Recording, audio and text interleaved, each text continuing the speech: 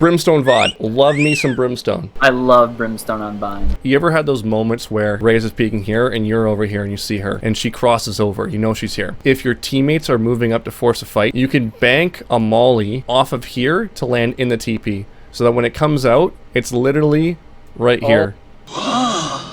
So it goes right there. She's now forced to either go in and die to the molly or force a fight against a 1v2. Damn. Yeah, I used to do that all the time. This is one of the plays that we did back in beta. Like, it's like, you probably won't see this in pro play because there's more advanced levels of this game now. But back in old pro, in beta, we would throw this kind of all the time to be able to take free space onto elbow. And a lot of times this will work really well in ranked because one person plays here and one person plays here pretty much all the time. Sometimes they'll have one person in hookah. So if you throw this, it eliminates these two fights over here, allowing your team to now path in and fight this guy for free. It could be as much as a 5v1 on that angle if you really wanted to go crazy. Now the power of this space right here is think about all the map control you have and all the options you have to be able to flank through from B, to be able to re-hit B, or just to antagonize someone to sit back here. This is a big power position on the map and literally will flip the map in offense's favor significantly. So getting this area is like key, a win condition point on the map, if you will. Cool. Sounds like a plan. Let's see what happens to our Raze here. Trap close, right? Ready for smoke? Your timing's off. Yeah. You need to be more backline. You're thinking about taking fights here. You need to be here, ready to go and start playing smokes right away. So it's just a timing thing here. You didn't have it out. Right. Another thing too is that action comms are so key, right? So communicating when you're throwing your smokes down, how you're gonna do it. Your priority here is not to take a fight. You've got 3 other people that are priority on fights. You basically have 2 initiators on this side, you have 1 duelist. These are the 3 guys that are gonna be fighting. Your fights are gonna happen on post plant. I used to have this problem too when I first started playing controller. I remember Baby Bay from FaZe Clan gave me a lot of shit. He's like, hey, are we gonna throw any smokes down anytime soon? I'm like, oh, f that's right, that's my job. Do you want free coaching? Well, now you can. My coaching is absolutely free at my Discord. Here you'll find an inclusive community full of awesome people wanting to improve just like you. Simply join, submit a VOD following our submission guidelines, and voila, you're in the queue. But how am I making this possible? Well, that's thanks to the generous Patreon supporters just like you. Tier 3 Patreon supporters get access to exclusive 10-mans, pro VOD reviews, and a private draw for coaching on top of increased odds for the main draw of coaching. What are you waiting for? Join up today. Okay, I also want to talk about this entry into the site. I really hate jumping off this box and going into this area. It's a really bad habit. You're just giving yourself little to no chance to be able to fight back. In this situation, it's totally fine because like people are behind you or push through showers, so you're probably not gonna get killed. But more often than not, I see this pathing, and it's just something I want you to nip in the butt right away and just stop it right away. Okay. Launching smoke. Close, right? Okay, right away, I'm thinking distance. This is the most important thing. Have you ever boxed before? Yeah. Okay, perfect. When you fight a shorter guy, do you try to keep your distance from them? Yeah. The Raze here is a shorter guy. There's a tell that'll give us an idea of why they're a shorter guy. Close, right? What does he have? Frenzy, right? Wants to naturally be close range. I don't know what the rest of his weapons are, but we go by what we know. This is where we S key, and you back up and you peek from wider, right? Don't give them any opportunity here.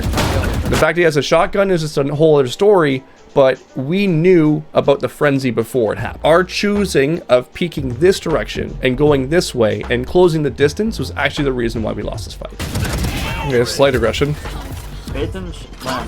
Is it possible these smokes could serve them? Yeah, they have sky flashes. They have sky flashes, they can be sitting in our smoke and then kill us as soon as they're about to plant a bomb. Especially considering the fact that they're on eco. So they're gonna use these smokes to their advantage. Here's what I'm thinking. What fights do we want to take? Longer range. Let's open it up, send smokes towards the entryways to slow them down from getting into sight. Because if I'm that person playing a smoke, I'm playing sky, I'm in there right now. I'm ready, waiting for that bomb to get planted, and I'm trying to do anything possible to get any damage on you guys. Launching smoke.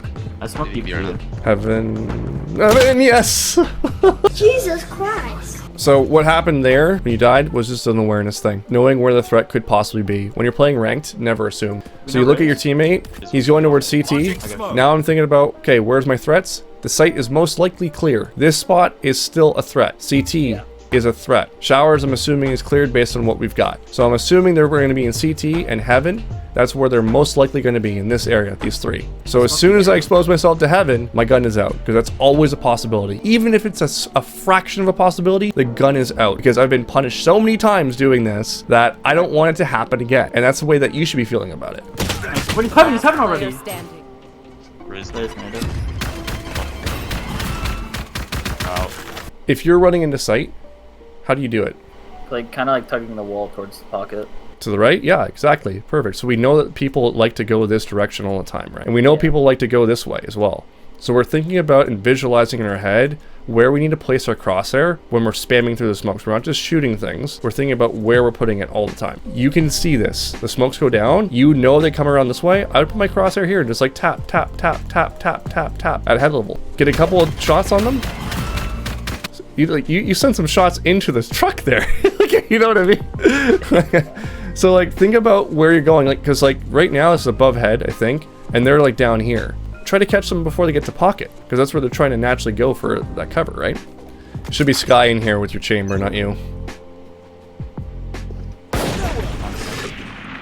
Like imagine if she was here and she flashed through the ceiling right now, he could repeek. Now he's gonna repeek and just die. It's almost like I played this game before. And now you die. Oh no. Oh, we're gonna lose an eco round. Dear God, if only we planned our attack here to maybe win. Wasn't on you. That should have been Sky calling that. And Chamber. But you see what I'm saying.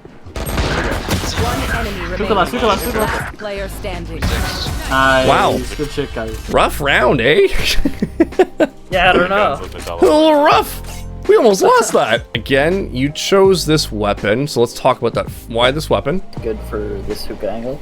And why are you taking a close range fight right now? It's a close range gun, but they're on eco, so. That's where I'm getting with this. So why are we giving them a chance? That's where I want you to start thinking critically about what you're doing, right? It's fine, like this could work, but you're also giving them a chance to be able to equalize a fight. So I'd rather, if you want to really play in hookah, which I don't think you should, especially with the comp that you have, we have Sky, we have Rain, and we have a whole bunch of people that can flash, right?